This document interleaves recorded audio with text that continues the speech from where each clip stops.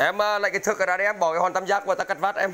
Quay lên nhặt một cái dấu đỏ quay. Đừng có chạy giấy lên cái quay này. Ở chào bà con nha, đây là nhà anh Tùng ở Hưng Tây phải không ơi? Hưng Đông. Hưng Đông à? Hưng Đông. Em bỏ cái này vào cắt vát, em lấy cái thước ra đấy. Lấy vật thước luôn. Ta giờ cắt vát để lấy đồ chuẩn gọn đây. Cắt vát 3B luôn nhá. Em cắt cho một đường nét căng luôn này, cắt 3 đường luôn này. Cắt thẳng thì không chế quá rồi, cắt thẳng cái này cắt thẳng 3m6 rồi anh Tùng ạ. Cắt thẳng là 3m6 anh Tùng ạ, chứ phải em cắt vát anh Tùng này. Nha.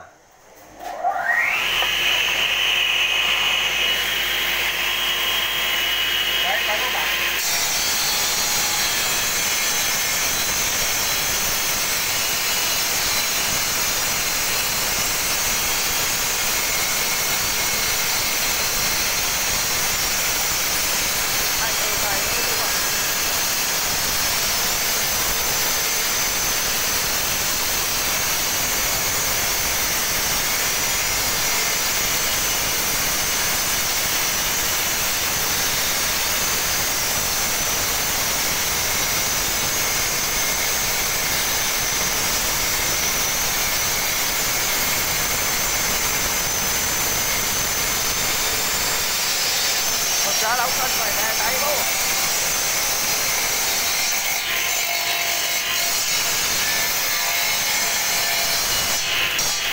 Em quay cái đường kia cho anh cái em ơi. Quay cái đường kia cái đi. Đó. Thực ra thì vẫn phải chỉnh tay vô. Chuẩn đâu. Nét chứ nè. Thôi luôn. Bỏ đường đây vô. Thôi rồi thôi. Cắt gì bên sữa cái này, có góc cái đà này.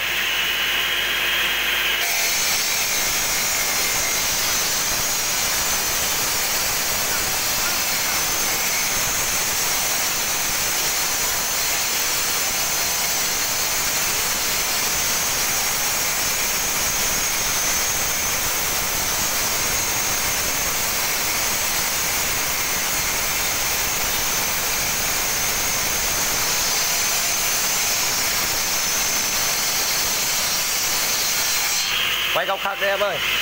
Đó, tam giác ạ. Wow, anh húc cái này, húc bề về góc đó. Cái anh Khuyến ạ. Hả? Cái của đi em. Hớt đá mà không có. Cái được nó cắt đến đó. Mình lùi lại đi, mình đây em đi.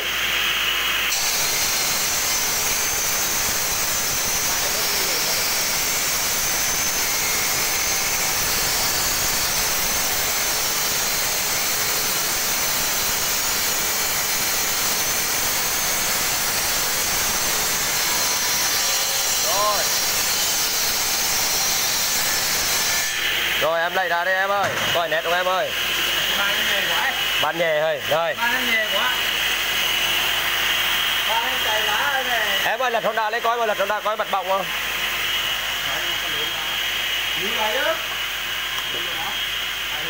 Em lật hòn đá anh coi bật bọng không? Lật hòn đá lên Tùng ơi, này coi bật bọng coi không? Rồi. Tắt nước em ơi, tắt nước các bạn. Hồi nữa để ta che cái nước cái lại. Này để cho anh em coi cái hòn đá cắt tam giác này. Cắt vát 45 độ 3 phía nhá. Lật lên cái em. Có độ nét của nó chuẩn không? Anh thiết kế lại cái ban này có cái tay móc cái. Trượt ra đây đây, trượt ra qua đây lươi đủ.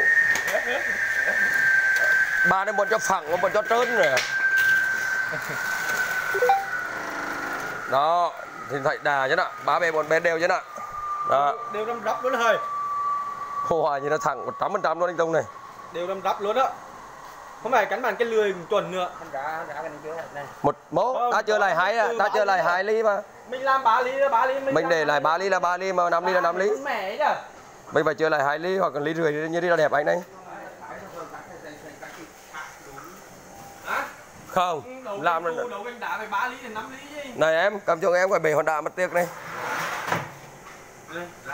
Đây là anh Tùng ở Hưng Tây à anh Tùng này. Đây là máy 3 chức năng. 4 chức năng 3 động cơ của anh Tùng ở Hưng Tây. Đây là anh Tùng, anh thanh niên nhưng mà rất là. Nói chung là cái con máy để mà test thử đó thì là tương đối là chuẩn. Quá chuẩn. Nhưng mà trong quá trình làm thì đây cái này cắt để một ly đấy anh đây. Để một ly đấy. Để 1 lý vậy đứt tay mỏng quá. Hay, mỏng quá, hắn phải để 2 lý. Không để lý máu cả làm giáo một cách đã cắt thêm. anh Dương Xuyến này. Theo em ấy nè, thì là cái máy này này 2 chức năng hẳn sẽ là chuẩn hơn là 3 chức năng. 3 chức năng như nhau cả. Rồi. 3 chức năng bo như nhau cả. Vạt thành vạt ở cái đi luôn. Vạt được như đi, mọi sự như đi, bo cành mọi sự như được cả. Mấy chỉ nhấc lên. Mà cử được. Cái đó mình đưa máy bo đó. Ở đây là anh Tùng này. Tuổi teen mà làm ăn kinh tế rất là mạnh này nhá. Đây anh Tùng này, Vinh này. 18 con máy là 2-3 chức năng đây. Chào anh Tùng. Đây. Anh nhận xét thế nào về con máy tự động hóa cơ mà? Nói chung là cải tiến nó đi quá tốt rồi, lên số nói chung nhiều chức năng. Cắt ok cho anh ơi. Ok. Rồi. Em vẫn kịp nhất là phần chân tinh nhá, phần nói chân tinh này kịp nhất phần liệp cái này. Đây, cái chết là phần liệp phải không? Liệp này. Đây. Rất là chuẩn luôn. Đây là 1 lý, đây là 1 lý này. Anh em nhìn thấy này. Em nói cái ní mà làm bịp thì đúng cháo của chuẩn luôn. Cái ní mà làm bịp thì cực kỳ chuẩn. Không phải là lăn tăn. Đó. Phần liệp. Ok đâu không anh? Ok. Này. Phần cắt đây răng anh. Phần cắt thì cắt phải thẳng chứ anh không cắt cong mà cắt được, mà làm được. Cắt thì là đơn giản thôi hiểu không? Ok anh. Bây giờ muốn cắt cong không cắt được mà.